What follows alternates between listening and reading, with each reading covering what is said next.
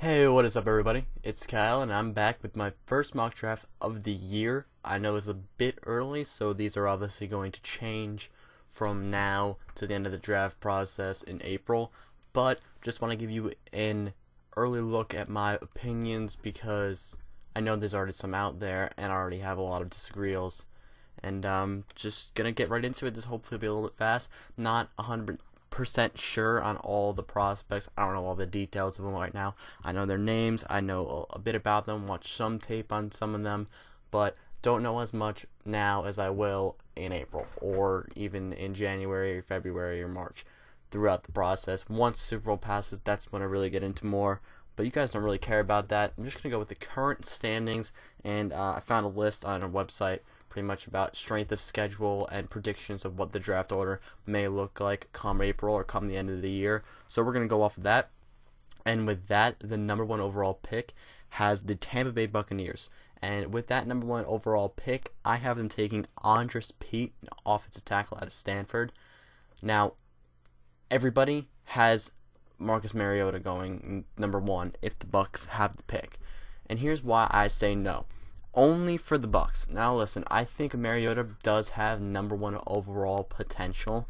Now, really, where I'd be much more comfortable having him in as a top 10 pick from 5 to 10 range, and then if you get him after 10 to steal, that is where I'd be much more comfortable having Mariota going. But he's a potential number one overall pick.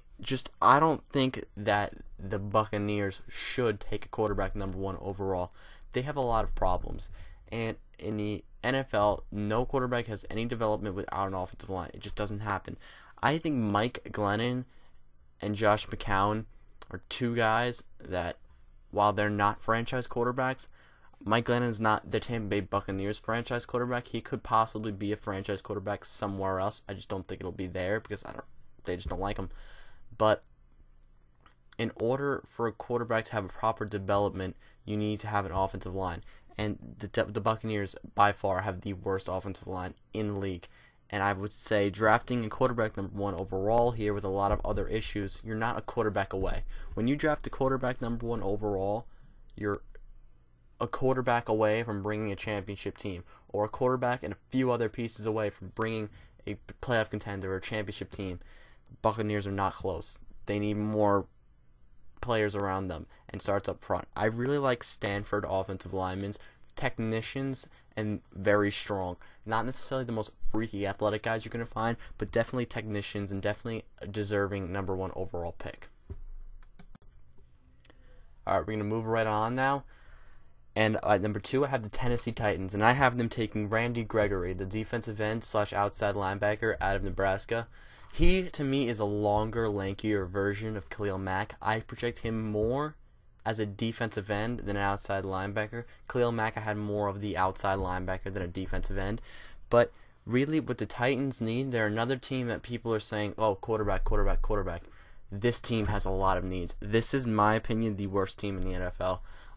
Not the Raiders. The Raiders have, the least amount of talent, but they got a few guys up front, or a few guys that they drafted in last year's draft that are bright spots towards the future. I see nothing, with the exception of Zach Mettenberger, who I've seen some problems from at some times, just inconsistency, which is what you're going to expect from a rookie quarterback.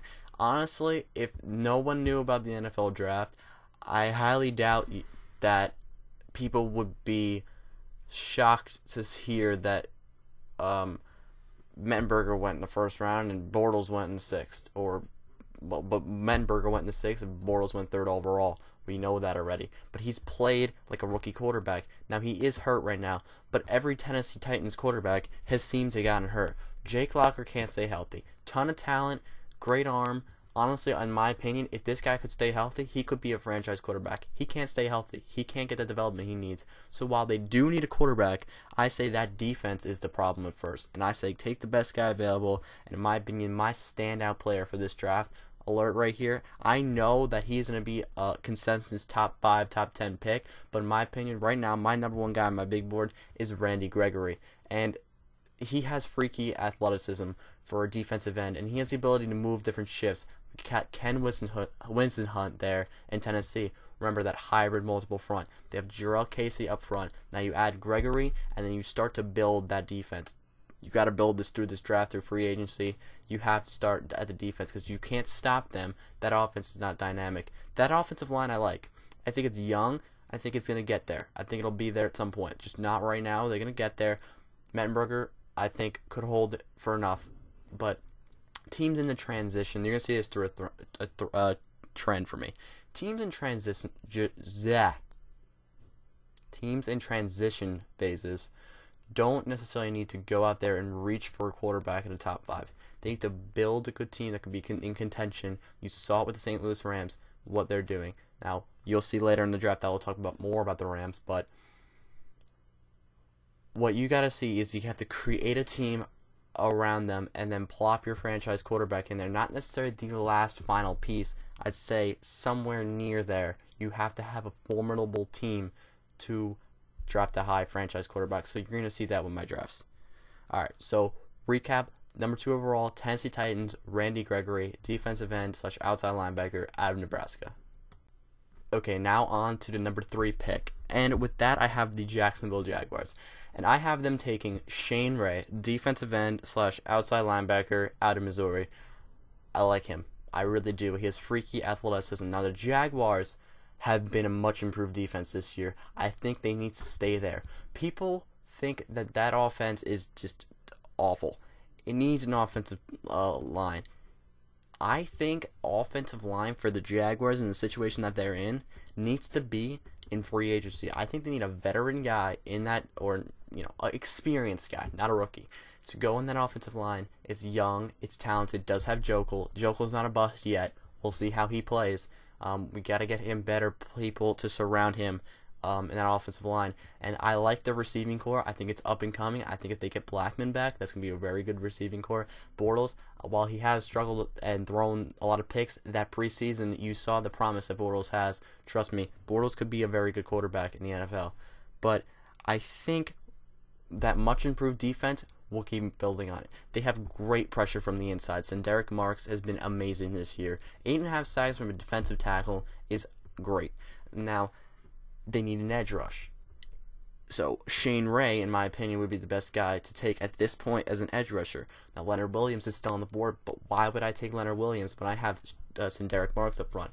That's just stockpiling at one position. When you have a team with a lot of needs, you need to build around, and they need an edge rush. Shane Ray out of Missouri, in my opinion, one of the best edge rushers in this class, and number 3 would be a perfect fit for me.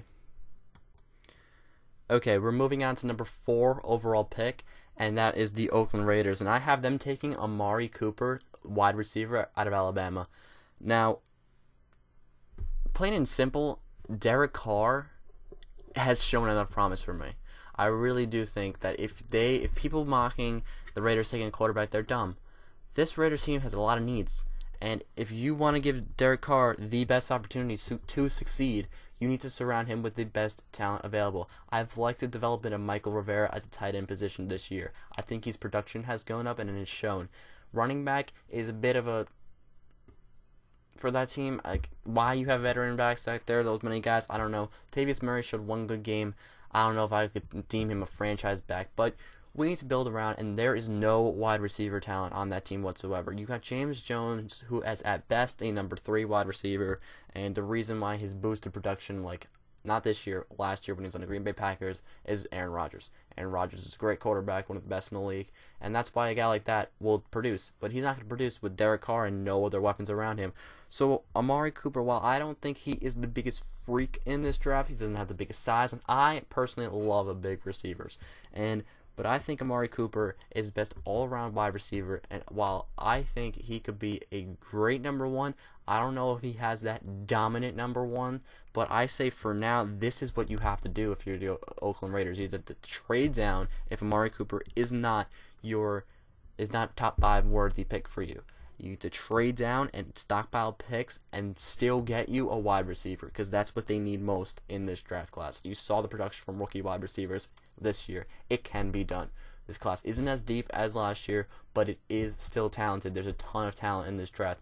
So in my opinion, I would go Amari Cooper here, but I would really look to deal this pick if I'm the Oakland Raiders because I have a lot of needs. Oh, I'm sorry.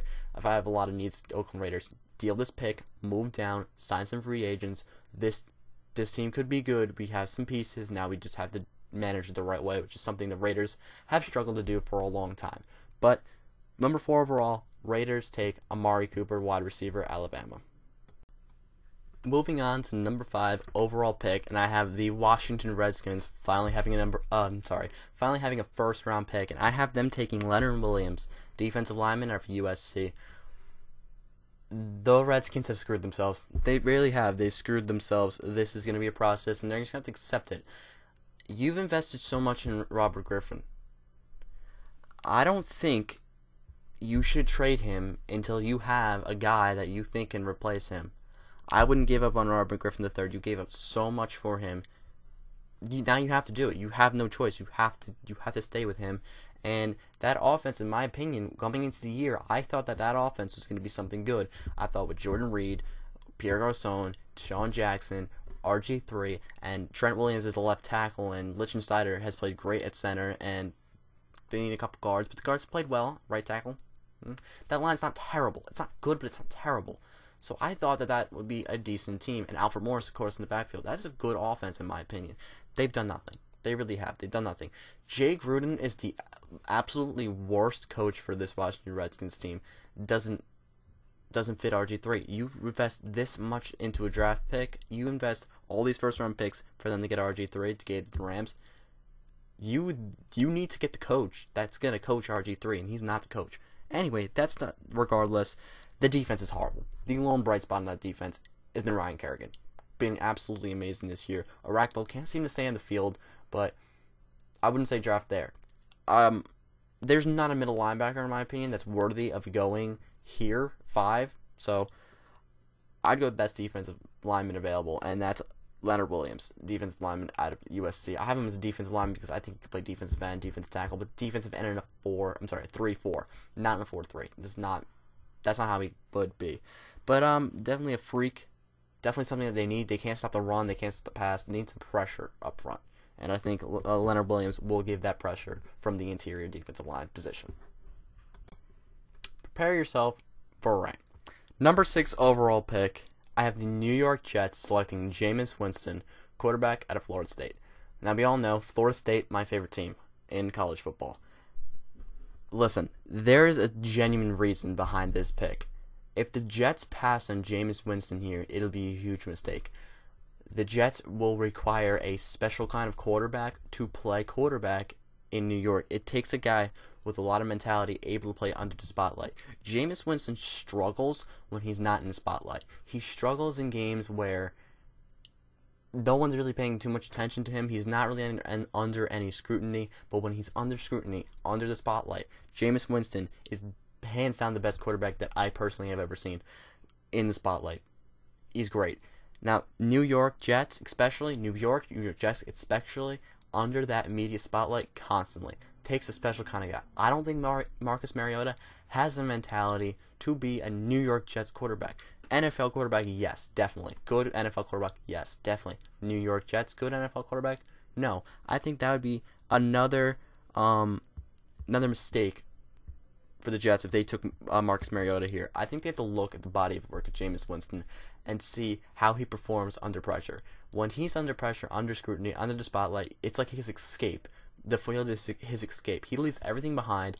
Natural leader, can take control of this locker room, can maybe turn Percy Harvin into the superstar that he can be, and really just electrify this team. They need him. They really do. And also, from a business side, this is a smart pick. Jameis Winston is going to sell tickets. Jameis Winston is going to be a quarterback that everyone wants to talk about, such as the Tebow experiment. Things like that. Jameis Winston, however, is a legitimate NFL quarterback. In my opinion, the best quarterback prospect in this draft class, easily. I think Mariota is a good quarterback. I don't think he's Jameis Winston good. There's a difference between elite franchise quarterbacks, good franchise quarterbacks, and good quarterbacks. I think Mariota would fall into the good quarterback, maybe good franchise quarterback. I think Jameis Winston could be in that elite status. very, very, very good pick if the Jets take Jameis Winston. I think no matter where they are, if Jameis Winston is within 3 picks of them, I think they have to move up and get him because it's a once-in-a-lifetime opportunity for the New York Jets. Will he succeed as much if he goes to Tennessee?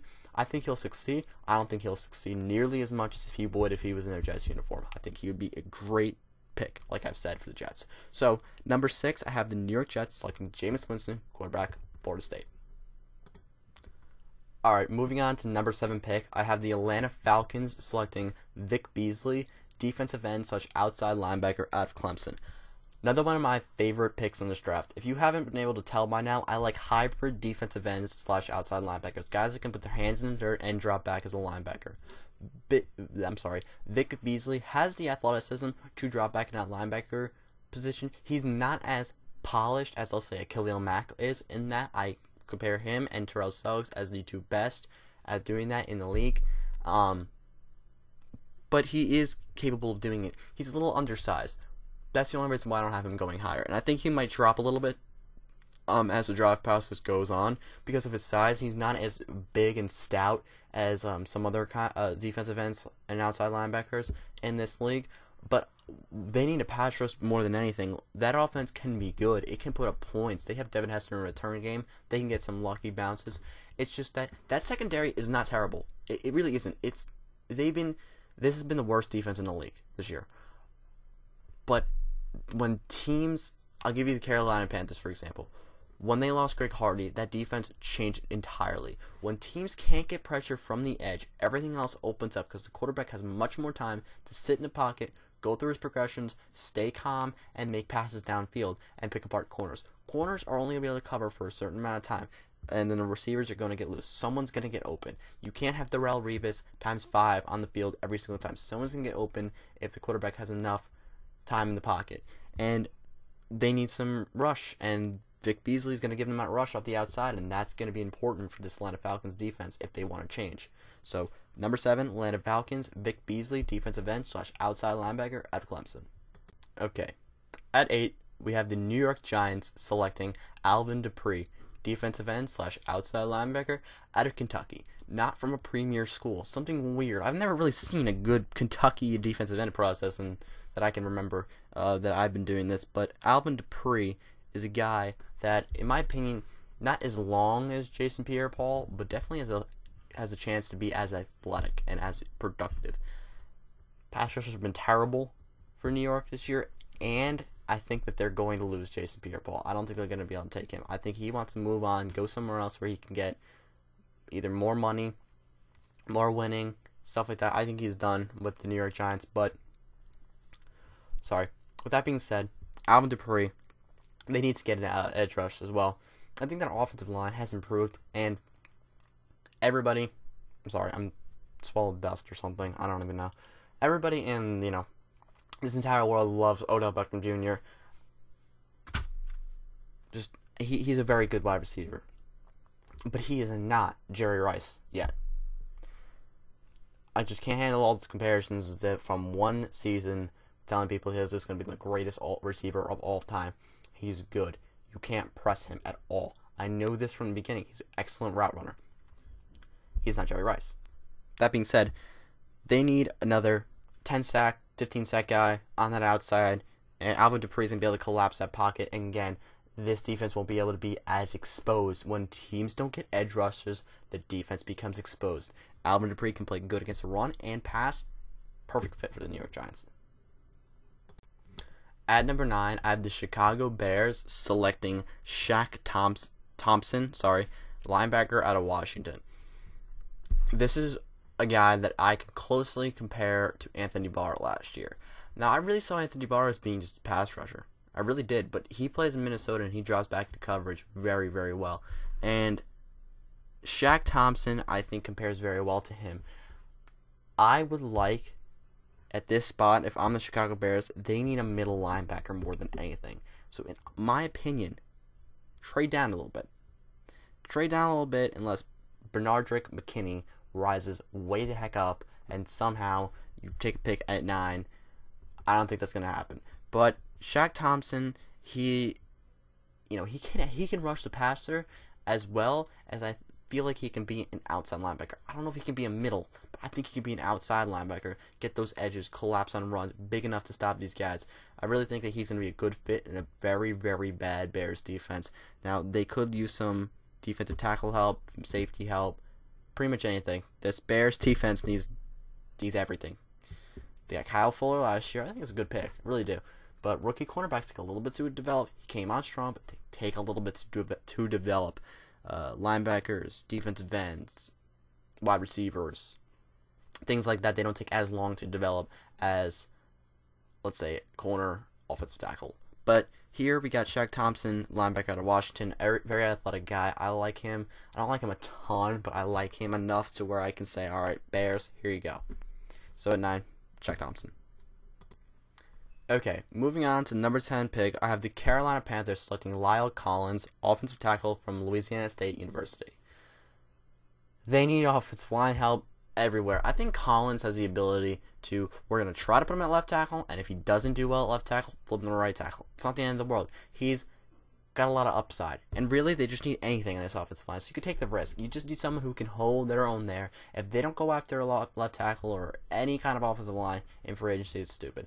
They need everything there. They really do. They need a guy who can set the edge as well for Cam Newton. They need athletic linemen. I think he's, one of the best offensive line prospects in this draft. Haven't really dove in too deep on the offensive line. This, for this mock draft, this particular one, I did dive into Andres Pete, so I could talk about him for a little bit. But I'm not going to sit here and speak about guys that I haven't dove in 100% on. But from what I've heard and what I've seen from Lyle Collins, I think he'd be a good fit in the Carolina Panthers offense. All right, moving on to number 11 pick, and I have the Minnesota Vikings selecting Brandon Sheriff, offensive lineman out of Iowa. I have him projected to be able to play both tackles and both guards. Good. I see him more. Once you say both tackles, both guards, I don't really see him as much as a center, but it draws comparisons to Zach Martin. Not as athletic as Zach Martin, but I really see him as a solid guard tackle type mix. I think if Matt Khalil doesn't do well next year, they'll move him to tackle. I think Khalil could also probably play guard. So these two guys are interchangeable. One guy succeeds, Brandon Sheriff. Let's say he succeeds very, very well at left tackle. Then move Khalil to left guard, and that line's fine. You fix it. It's not a problem. Hopefully Khalil can play guard. But if Sheriff struggles at left tackle and Matt Khalil succeeds at left tackle, then you should throw Sheriff in at guard, and that line's still good. They need very little, this team. I think they're very close to being a good team. I think Bridgewater, like I said, besides Manziel, because I didn't like Manziel, I'm not even a lot of you, still like Manziel. I have Bridgewater as number 2 on my list for quarterback prospects in last year's draft. His leadership skills, his maturity has promised to be a franchise quarterback. I think they need to get him more weapons, but not necessarily this high in the draft. I think they could do a wide receiver at this point, but I'd wait and see on that. I would solidify that offensive line. They're very close, this team. They're very close to being, the defense has been on a rise. This offense is starting to get there. I think they're close. But anyway, at 11, Minnesota Vikings, Brandon Sheriff, offensive lineman out of Iowa. Okay, at 12, I have the St. Louis Rams selecting Marcus Mariota, quarterback out of Oregon. Heisman Trophy winner. Everyone's hyped up on him. Number 1 overall pick. Yeah. Listen. Will he go number 1 overall? Right now, I can't tell you. I don't know. He might not. I don't know. I haven't looked through the draft process yet. We haven't gone through the whole draft process. I can't see the future. Will Marcus Mariota go number 1? I don't know. But what I do know is that the St. Louis Rams are a quarterback away from being a perennial Super Bowl contender. This team needs maybe 1 offensive lineman, maybe 1 wide receiver, and this quarterback. Defense has been excellent this year. They've beat some good teams. This is the best team I've ever seen that'll have a top pick, top 10, top 15 pick. Best team I've ever seen going this bad of a record. They have the hardest schedule. They have to play against great teams. Now, will they get Mariota? I don't know. I really don't. But the way I have this working out, really, if they get past Tennessee, Tampa Bay, maybe Washington, the Jets. He's theirs. It really is. I could see it happening. I really do. I think they might move up or move down. One of the two. It depends. If Mariota is available at 7, I say they move up. If Mariota's gone by then, I say they move down. And I say that because I think Brett Hundley can also succeed. It's just that I think Hundley's going to need some veteran know-how to be good here. But here's my thing with Mariota. Pro-style transition. Now, we talk about that with Manziel last year, and we talked about that with RG3 when he came into the league, and so far neither has succeeded. But Mariota is very efficient, and that's really what they need is a guy who's not a negative to them, because Sean Hill and Austin Davis, no. It's not, no. Sam Bradford, no. Mariota, I think, can make this transition. I just am a little worried about his his prime time type thing. I'm afraid he might turn into another Andy Dalton, and that's my hatred in this league. I don't like Andy Dalton at all. But Mariota at 12 would be an absolute steal for the Rams. I think it'd be a playoff berth right there. If they got Mariota, I think they would be expecting playoff or bust next year. That defense is great. But 12, Marcus Mariota to the Rams. Okay. At 13, I have the Houston Texans selecting Cedric Ogbuehi, offensive tackle at Texas A&M. I really see them as needing a right tackle on this offensive line. Now, they do need a quarterback, but I think since Mariota's off the board now, and so is Winston, I say stay away from it right now. Just move on. Do it later in the draft. Or, Brian Hoyer or something like that. But I say solidify this offensive line at this point. Cedric Ogbuehi. Dwayne Brown's getting old, but right now, if you start him at right tackle, let him develop as a right tackle. Let him get his feet wet in the NFL. Work on his skills, like his techniques and all that stuff. That's what he needs to work on because he definitely has more raw talent than Jake Matthews and Luke Joeckel, who we both saw go in top 10 earlier, last 2 years from Texas A&M. So, I'll say work on his techniques by putting him at a right tackle, and then once Dwayne Brown either retires, moves on from Texans, or starts to struggle, throw him at left because he'll have the techniques. This is a perfect spot for Ogbuehi to go, somewhere where he can play right tackle for a few years and then get moved eventually over to the left tackle spot. I think this is a perfect fit. I really do. I think it's an absolutely perfect fit here for the Houston Texans. So at 13, I have Cedric Ogbuehi, offensive tackle out of Texas A&M, staying in Houston. Hey, so I'm back, and you're not seeing any difference whatsoever except for a shirt change and a hat and no glasses. So besides that, you're not seeing any changes, but what the fuck? Sorry, just got back from hockey and whatever. Gonna finish up this mock draft right about now. So we're on the 14th pick, and with that currently is being held by the Cleveland Browns. And with that pick, I have them taking Dante Fowler, the defensive end / outside linebacker out of Florida. He's one of the big pieces to this defense, to the Florida defense, which has actually been very well for an unranked school.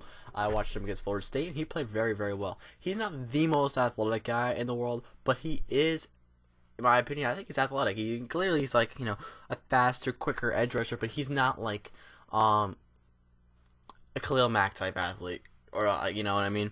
But he is a guy who has the fluid hips. He's a bit bigger, more stout. I think he'd fit better in this Cleveland defensive line as like that inside kind of defensive end, in a 3-4 type lineup, which is really what I see them needing. I don't see them needing edge rushers too much. He could play at edge if they do indeed lose Jabaldi Sheard, but if they keep Jabaldi Sheard, he can play inside. If they keep Jabaldi Sheard, will this pick really happen? I highly doubt it. I really don't think they'll take him there.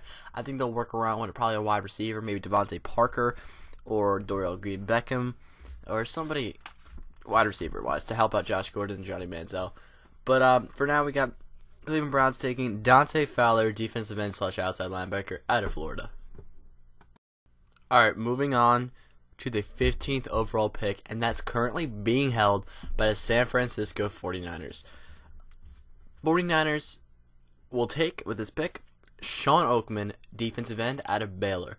They need a stout interior defensive lineman, not a defensive tackle, not a nose tackle, to replace Justin Smith as he gets old. And now they just cut Ray McDonald.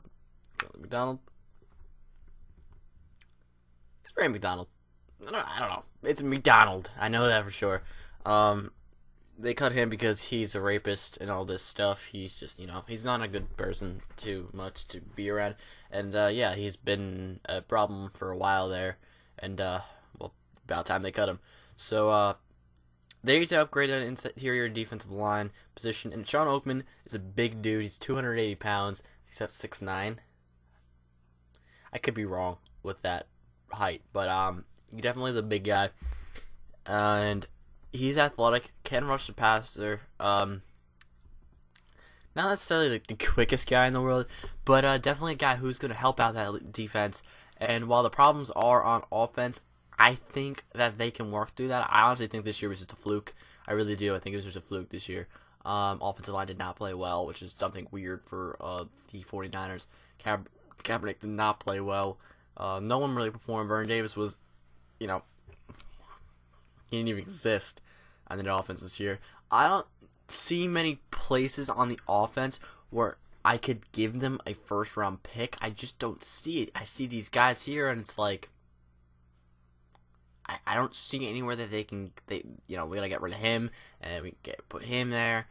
We can't deal with him anymore. The only thing that really I could see upgrading is Vernon Davis. And Vernon Davis has been productive for a while. He was just banged up this year. I think his production will improve. 49ers will get back on track next year. And this high pick, they'll be able to get a better defense with Sean Oakman out of Baylor.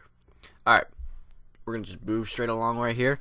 We're going to move on to the Miami Dolphins. And for the first time in, not last year, the year before, like last time in 2 years, I think that we said. The past two drafts, this is going to be third draft. This will be the first time in 3 years, 2 years, somewhere around there, that running back goes in the first round, and it'll be Melvin Gordon, running back out of Wisconsin. Miami's offense, they need a good running back. They need a really good running back, because here's the thing. Ryan Tannehill is a very good quarterback from 5 or 2 or 1 to 35-yard passes. Anything over about 35 yards, Tannehill does not have very good accuracy. He's not a really good deep ball threat. I think they need to really try to move Mike Wallace, or restructure his deal. So do something about Mike Wallace. Mike Wallace, I don't understand why they put him there when they had Tannehill. It doesn't make any sense at all. Tannehill's not a deep ball thrower. He's a West Coast type quarterback, and a dump off guy in between routes. Very good with those kind of reads. Very good, very accurate there. Got a good amount of athleticism. Good quarterback, but Mike Wallace doesn't fit that. So this is way off track, but they need to work on trying to trade Mike Wallace, and in order to take some pressure off of Tannehill, they need a quality run game. No, Sean Moreno has not been able to stay healthy throughout his entire career. Last year he stayed healthy, somehow played a productive year, and then got a contract in the offseason. That's just how he goes. That's pretty lucky for him. He's a first-round draft pick. He's a talented running back. He's a very good running back. It's just that he doesn't stay healthy. He just doesn't. Melvin Gordon was a Heisman Trophy Award finalist, and to me, those guys have not really succeeded in the past, as far as last few couple of times where running backs have been close up there in the Heisman. They haven't succeeded. It hasn't translated much. But I have Melvin Gordon translating very well. Wisconsin running backs tend to do very well in the NFL, and this guy's dominant in the collegiate level, and I think he could really dominate in the NFL as well. So at 16, I have the Miami Dolphins selecting Melvin Gordon, running back out of Wisconsin. Moving on now, we have the 17th pick, and that's the Kansas City Chiefs, and I have them selecting Dorial Green Beckham, wide receiver out of Oklahoma. This guy has some off the field troubles and some character concerns, but if you took those away, undoubtedly the best wide receiver in this class, in my opinion. I like big receivers, I really do. I like big athletic receivers. I think that in order to be a dominant wide receiver at the next level, you have to have size. Listen, you can succeed as a wide receiver being anywhere from 5'9" or 5'9" to 6'1", 2. You could be very successful, and in the 190 to or 180 to 200, 210 maybe. I really don't say 200. Let's stick with 200. Like size range, you could be very good, very productive at that size, and you could. But in order to be a dominant number one, I mean, this guy is a Calvin Johnson or like a AJ Green or somebody in that nature, someone who's gonna dominate opposing cornerbacks and be able to really be one of those top tier wide receivers. In order to beat that, you have to have size, in my opinion, and that comes in height and weight. For example, last year, draft class, I had Mike Evans being a dominant number one wide receiver. I had Sammy Watkins being able to be a dominant number one wide receiver just because of his combination between size, speed, athleticism, route running ability, polished ability. And I had Kelvin Benjamin being the dominant number ones. And those are three guys with having, Pro Bowl caliber years, really, and in the running for offensive rookie of the year. All three of those guys could be potential candidates. Kelvin Benjamin was runaway with it at the halfway point, but with the rise of Odell Beckham Jr. and the popularity he is getting, he could possibly win it. But in my opinion, Odell Beckham Jr., he's a good wide receiver. He's going to be very successful in this league, in my honest opinion. He's going to be. I know that for a fact. You cannot press Odell Beckham Jr. You cannot press him as a cornerback. You have to play off coverage on him.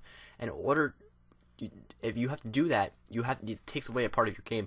Really going to have to run a lot of zones on him. And next year will be better. He won't be as dominant next year because he has excellent route running ability. His route running ability is beyond anyone's in this league. And he really can catch. If you get the ball to him where he needs to go, he's going to catch it. But he doesn't have size. He's too big. So certain guys are going to be able to cover him. He won't be able to be completely. You can't cover Odell Beckham Jr. He's definitely going to be a very good wide receiver. But anyway, let's talk about the Kansas City Chiefs pick. That's what we're talking about here. Anyway, not talking about Odell Beckham Jr. and dominant wide receivers. We're talking about Kansas City Chiefs 17 overall pick. And as I said, I have him taking Dorial Green Beckham, wide receiver at Oklahoma. He's got character concerns, but he's 6'5". I can't remember his weight. I want to say 225. Very fast, great hands, immensely talented. Really, in my honest opinion, Calvin Johnson-esque. I know saying, okay, Calvin Johnson-esque receiver, really, you're going to compare a receiver in the draft to Calvin Johnson. But honestly, I can't find another NFL comparison. AJ Green, close. But I really like him. I think this is going to be... If this is my guy... Look, I already said my number one on my big board is Randy Gregory. I like him a lot. But he's a guy who everybody likes. Everybody likes Randy Gregory. This is my guy, last year, very, very high on Jimmy Garoppolo. I still am very high on Jimmy Garoppolo. But my, first round, guy that was number one on my big board was Khalil Mack throughout the entire process. However, this year, number one on my big board... Randy Gregory, but my guy who I think could be a difference maker at this, the next level and really important was Dorial Green Beckham. Size, speed, height. If he gets his act together, going to be an excellent player. In my opinion, is drawing comparisons to either AJ Green or Calvin Johnson. I'm going to watch more tape on him, and I will give you an update on what I'm going to make my final comparison with. But leaning a little bit towards the AJ Green side, but Calvin Johnson really jumps out when I see this guy play. So, I know it's been a little long, this one. I don't know, I went off a little rant, but 17th overall pick, Dorial Green Beckham, wide receiver, Oklahoma to the Kansas City Chiefs. Alright, now we're finally moving on for all of you that just endured that debacle. Anyway, 18th pick, and I have, with the 18th pick, the San Diego Chargers selecting T.J. Clemmings, offensive lineman out of Pittsburgh. They need offensive line help still. Tackles are okay. Really, left tackle can be upgraded for sure. Right tackle, I think DJ Fluker is a very good right tackle. I think he has struggled at times this year. I'm sorry, this is going to be really loud for you right now. Sorry about that. But he has struggled at times this year. But really, the problem with this is the interior part of this defensive line. I had them taking Xavier Su'a-Filo last year. I still think they should have taken him because I don't know. Somebody in the comments tell me when they got Brandon Flowers. I know it was before this season, but somehow I missed in the offseason. I pay attention to football a lot, very big on football. I have no clue how I missed that transaction happening, who they traded, what happened, why, how, was he?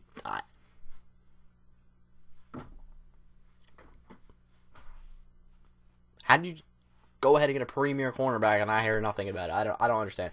But now they need to do what they didn't get Xavier Silva. If just so I don't sound like an idiot, because I said I had them mocking me. I said I would take him there a few times last year, but they still need interior line help, and that'll open up the running game. Ryan Matthews is not going to stay healthy. They're going to need to upgrade a running back in the second or third round, somewhere around there. They'll upgrade. Trust me on that. But yeah, for now we got. I'm sorry, completely zoned out. For now we have San Diego Chargers at 18 taking TJ Clemens, an offensive lineman out of Pittsburgh. Okay, at 19, I have the Cleveland Browns selecting Devontae Parker, wide receiver out of Louisville. Another guy with dominant height, weight, speed. I really like him too. Again, you can see it. I like big receivers. I really do. I think they have that ability to just dominate. And I watched him against Florida State, and he's pretty damn good. He's really, really good. One of the best wide receivers in college football.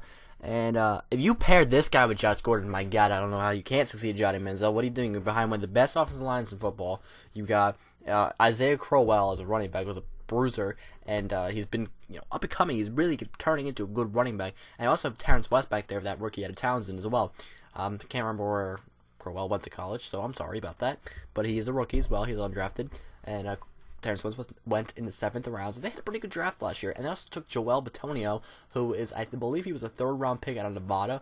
Definitely, I'm not sure if I talked about him last year, but I knew he wouldn't be good. He was one of my top prospects last year. I'm not too sure if I went off on him a few times. I'm looking up here on my wall, because I still haven't taken down last year's notes, and he is not on here. But, hell, he's not up on that board, but Joel Bitonio was one of my standout offensive linemen.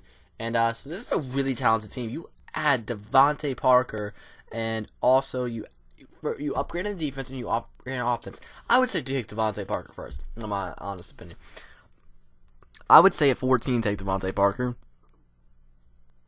And at 19, take Dante Fowler. I think just the way I did the draft, I think I just messed up a little bit, but that's honestly what I think they should do. This guy can dominate, and Josh Gordon can dominate, and Jordan Cameron, when he gets back to being fully healthy, can dominate.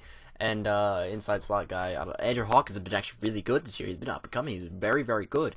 Him in slot, and I feel comfortable with him at my slot receiver. I really would. He's really good this year. He's really upcoming. And Devontae Parker and Josh Gordon, wow. And Johnny Manziel. I believe in Johnny. I do.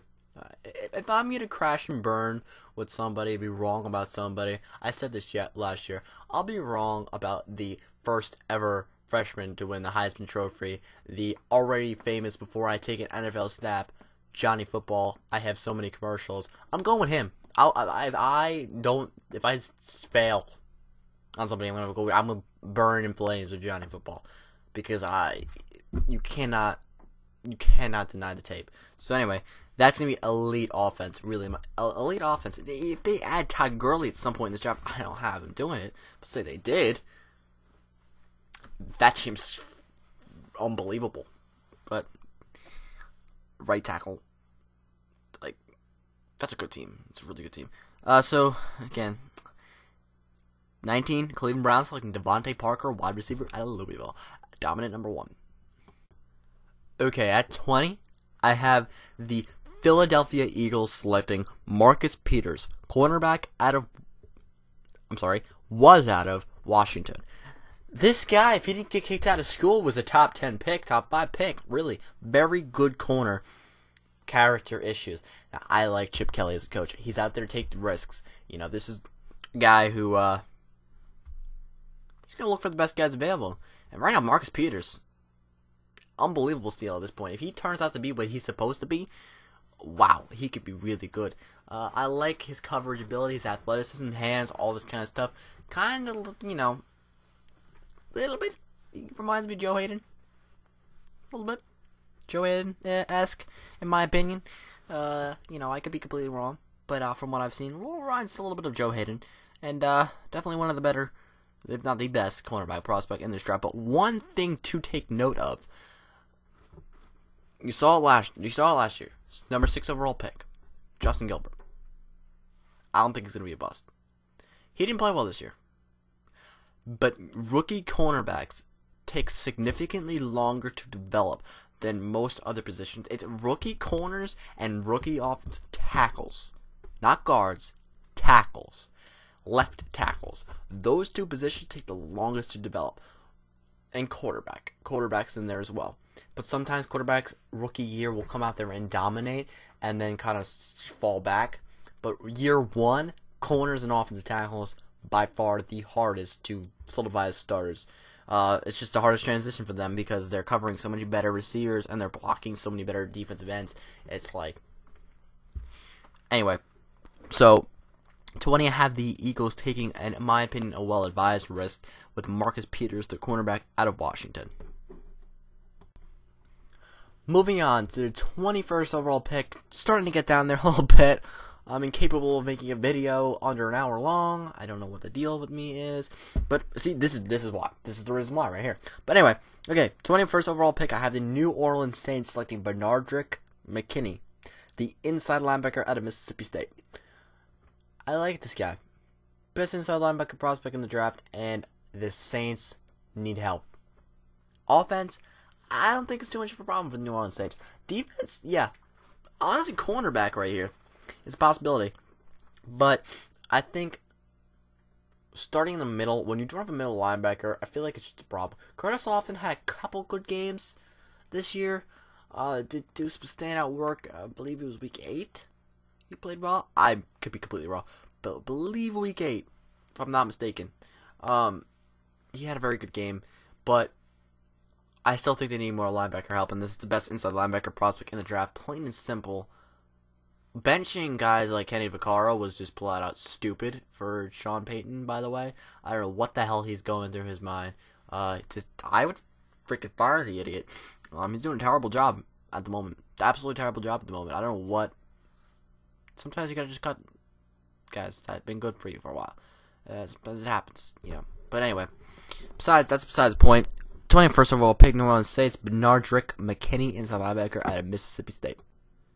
Okay, moving on to 22nd overall pick, and I have the Pittsburgh Steelers. Wait for it. Before you guys think I forgot, I have them taking Landon Collins, safety out of Alabama. Okay, in a minute. I gotta brush over him. I really did. This will be edited the next time. But this is just a perfect example of how a guy who should really go in the top 15 can drop because of need. Really, I'm looking back down my list. Teams outside of the top 5, I don't think he's a top 5 pick. I think he's a top 10. I don't think he's a top 5. Maybe top 15. But I don't think he's a top 5 pick. So outside of the top 5, guys that would really be able to take a safety over what I had them taking. I have the Chicago Bears at 9. That's a possibility. But I feel like they need more help up front. Because you don't want her to get to the safety level. But Chicago Bears, Houston Texans,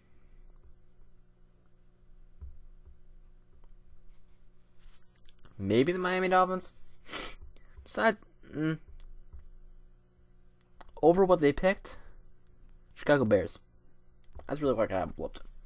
It's possibly flipping that. But we'll talk about Landon Collins. A very versatile guy, wears many hats, as they said in some article. Plays a lot of positions, that's all I freaking know. I don't know what the hell wears many hats mean, but I saw it, so... What the fuck? Got some weird light there. I don't even know what the hell I'm doing. This is why I don't stare at myself. I should stare at the camera, because then I do some weird shit like... I don't know. I don't know, I've been talking for way too long. But, here we got Pittsburgh Steelers taking Landon Collins, safety Alabama.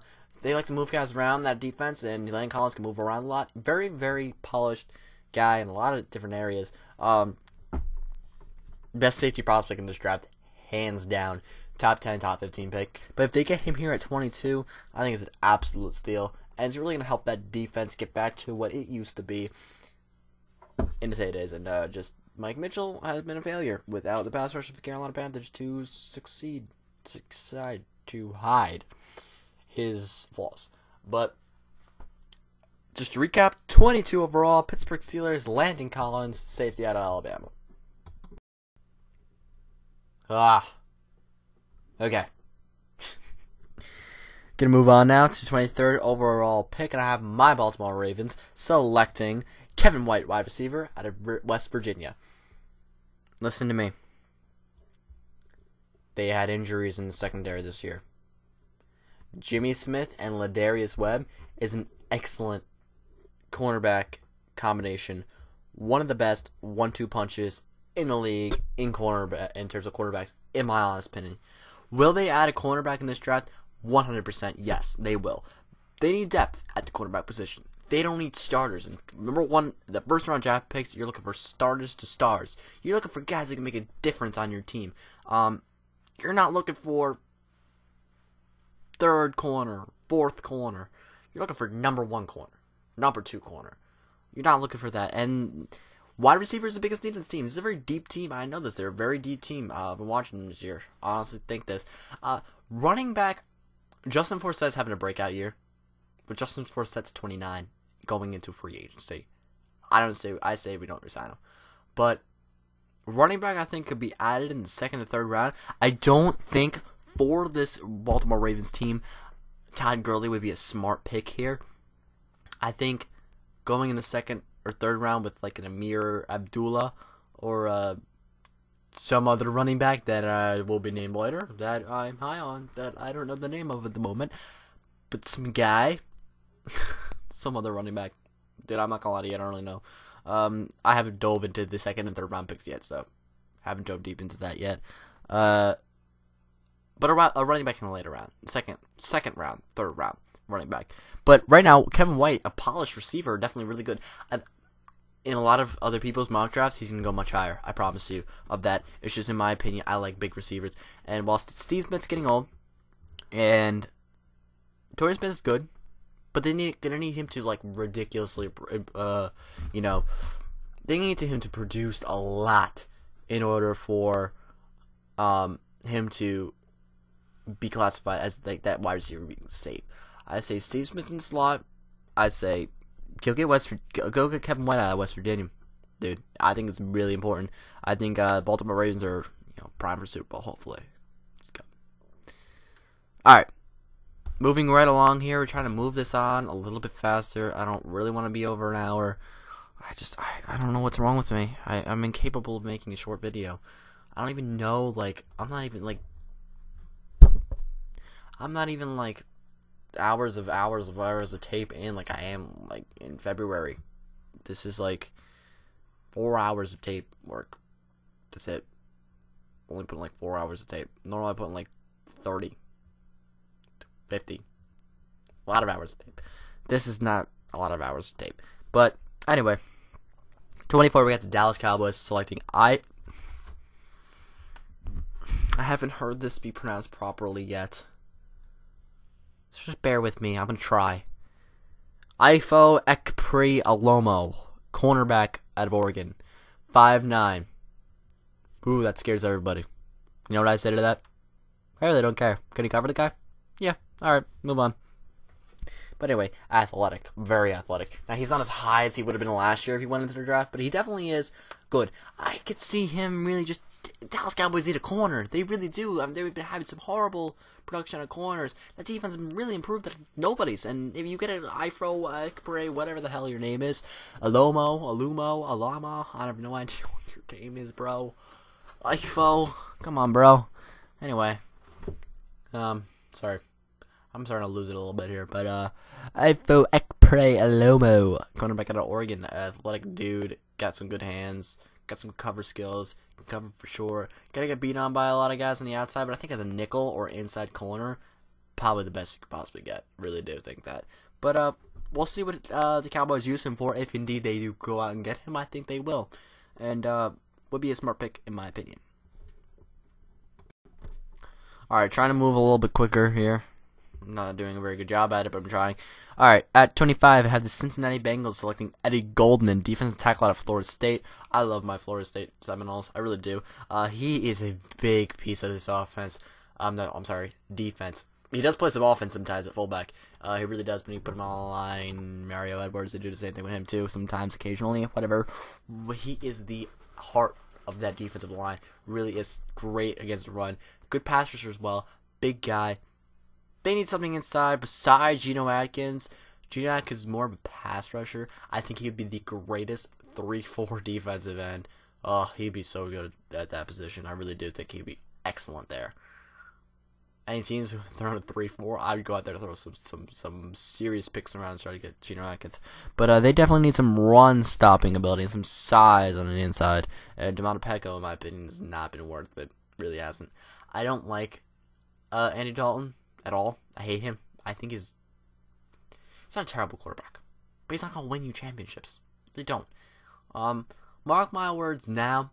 Now, if I'm wrong, I'll say it. I'm wrong. Whatever. I could be wrong. I'm not freaking genius, but I don't think the Cincinnati Bengals will ever win a Super Bowl with a game that with Andy Dalton starting and finishing the game as a quarterback. Never will win the Super Bowl with Andy Dalton. But that being said, they gave him a contract. They're not going to draft a quarterback in the first round to replace him. He hasn't had that terrible of a year. I just don't think he's the guy. We're just going to move straight along. 26, the Green Bay Packers taking Danny Shelton, defensive tackle out of Washington. This, you guys love this. It's going to be simple. He is absolutely huge. They need a big guy inside. There you go. Match made in heaven. Moving on. No, but he is actually a really big guy. BJ Raju, I don't know what happened to him. I just know that something's going on with him, and we're not sure about if he's ever going to play again. But I really don't have no idea what happened to BJ Raji. But the inside of that defense is not good. They haven't been good against a run. Inside linebacker would be a position of need. Kinda. I'm not too sure. But I definitely think defensive tackle, defensive end, nose tackle type thing will be a big need. And Danny Shelton's a huge dude who can really play against run pass. Really a good player. I think it's be a perfect fit here. On to 27 at the Indianapolis Colts, taking Todd Gurley, running back out of Georgia.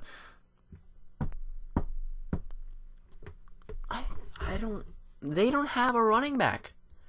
They traded a first-round pick for a guy who's producing tremendously. This is the most confusing trade, in my opinion, that I've ever seen. Cleveland gives up Trent Richardson, who is playing great for them, for a first-round pick from the Colts. Then the Colts barely use him. Now he plays pretty good, but he doesn't have the same thing. He doesn't initiate contact. Well, he doesn't have good instincts, not good ball carrier vision. He's got a lot of talent, but he doesn't run. Like, I've watched games, and I'm gonna try to do some hand motions here to try to describe to you what to do. All right, so just put this. I'm gonna this hand, defensive dude, running towards Mr. Trent, right about here. Now, what Trent does is Trent will run, and then Trent will turn, and instead of turning and cutting, try to get around him, or even going through him, Trent kind of runs like this, and kind of comes back a little bit, and goes back around. I've seen it. He doesn't initiate contact. If Trent, bigger running back, he wanted to succeed. Now, if Trent Richardson, if you're watching this, take some advice, bro. Guy's coming running towards you. You're a big dude. You're fast. Run straight into him, or run cut to the side, and you'll fall forward and gain an extra yard or two. And so while you're running for 3 yards a carry, 3.4 yards per carry, which is horrible, if you run like this instead of like this, and he tackles you, and you fall this way instead of falling this way, you'll gain an extra yard and run for 4.4 yards per carry, and that's much better. See what I mean? But he hasn't done that. And Todd Gurley is one of the best running back prospects we've seen in a while. He has been hurt, but I still have him going either first round or really early second round. Someone's going to jump on him. Colts, they have the franchise quarterback. They have a decent defense. They don't play in a tough division. They have the means. They have the opportunity to take this pick. And I say do it. Alright, Michigan move straight along. I'm going to try to rush these couple picks. I said that a million times, and we're still on like 20 minutes, an hour. What? Kill me. Anyway, moving on with the Lions. Detroit Lions at 28, selecting Trey Waynes, cornerback out of Michigan State. Much improved defense this year, but excellent. Really impressed me this year how good this secondary has been. Hedaboo and Glover Quinn have been really, really good. James Hedaboo. I really didn't expect it. I didn't expect them to be excellent. I expect them to be bad, but I didn't expect them to be excellent. But they have been so much improved. And now add a shutdown corner, which they still don't have. And this team's going to be running away with this really good team if they add Trey Waynes, the cornerback out of Michigan State. And I would make it a main priority. Well, I don't think they're going to be able to do it. I don't see a possible way they can do it. But I say really play hard. Try to get both Nick Fairley and Ndamukong Suh back. At least get Suh back. Because Nick Fairley, while he is athletic, a number 2 defensive tackle is far better, far easier to get than Ndamukong Suh. Trust me, you need to solidify Ndamukong Suh in that middle. He's a really big part of your defense. And if you can manage to keep those two, which I'm doing this mock draft off of the current roster, not losing anybody. And if they don't lose those guys, Trey Waynes, big difference. Alright, go on to 29. I have the Seattle Seahawks selecting Jalen Strong, wide receiver out of Arizona State. This should be blatantly obvious. Jalen Strong has been very good. Bigger guy. I like bigger wide receivers, obviously. They have Doug Baldwin as their number 1 wide receiver. Yeah, got an issue there. Now, I'm just going to go up there and record say Russell Wilson's the most overrated quarterback in the league, and we're going to leave it at that. Go ahead and explode in the comments. But Jalen Strong, wide receiver out of Arizona State, to the Seattle Seahawks. Moving on to number 30, I have the New England, because that's a thing now, New England Patriots selecting Devin Funchess, wide receiver out of Michigan. Wide receiver. He's a wide receiver. He's a big guy, but he's a wide receiver. He's not a tight end. Stop. Wide receiver. Plain and simple. They need a wide receiver on the outside. Julian Edelman's good on the inside. Now give me an outside receiver for Tom Brady to work with. Now he can work with anybody. But Jimmy Garoppolo, hopefully I think he could be as good as Tom Brady, if not better. Man can hope, can he? But you need to surround some talent for the future. And what better way to do it than Devin Funchess? Alright. 31. I have to talk about this pick for a little bit. So bear with me, I know. I'm trying to hurry this up. Trying to get through this. Denver Bronco fans sticking around saying, dude, hurry up. But I'm going to need to talk about this one for a little bit. So at 31, I have the Arizona Cardinals selecting Dak Prescott, quarterback out of Mississippi State. He says he's only going to enter if he's graded as a first-round talent. I doubt that. I really do. I think he'll enter. And this is why I have Dak Prescott above Brett Hundley. Beginning of the process last year, we had Brett Hundley possibly declaring. He was already on the decline. And now, this year, he's kind of like, Dak Prescott coming into the year, it's about like a year. That old Dak Prescott. Now he's like number 1 for a while in Mississippi State. Won a lot of games with them. He's on a rise and he's a bigger quarterback. In that NFC West, please, for the love of God, be the right division. The NFC West, you're going to need a bigger quarterback to sustain the blows that he's going to take. He's going to get hit a lot. Because no matter how good your offensive line is, they have the best defenses in that, division. And the Cardinals they are doing this good without a Ryan Lindley and Drew Stanton. Is that his name? Drew Stanton and Carson Palmer. They're doing that with that. Imagine they had Dak Prescott. How good they would be. Definitely a team who could take a risk on a rookie quarterback. They have to take quarterback here. Whatever the guy they like the best at this point, I'd say take quarterback. You have a great team. Take a risk. Alright, 32. Denver Broncos. Sorry, it's uneventful. I'm thinking a right tackle as Eric Flowers out of Miami. In my opinion, less athletic version of Sean Henderson. Not as athletic, but definitely strong and could be a formidable foe for that Broncos offense to protect Peyton Manning, who can stop blocking. Because I don't know what the hell that was about. Why you're Peyton Manning and you're trying to throw a block on Drew Butler. But that's it for this mock draft. I hope you enjoyed this grueling hour of listening to me talk. I don't know why you would sit through this whole thing. But if you did, drop a like, drop a comment, drop a subscribe. There will be more to come, I promise. Love you to bits. It's Kyle, and I'm out.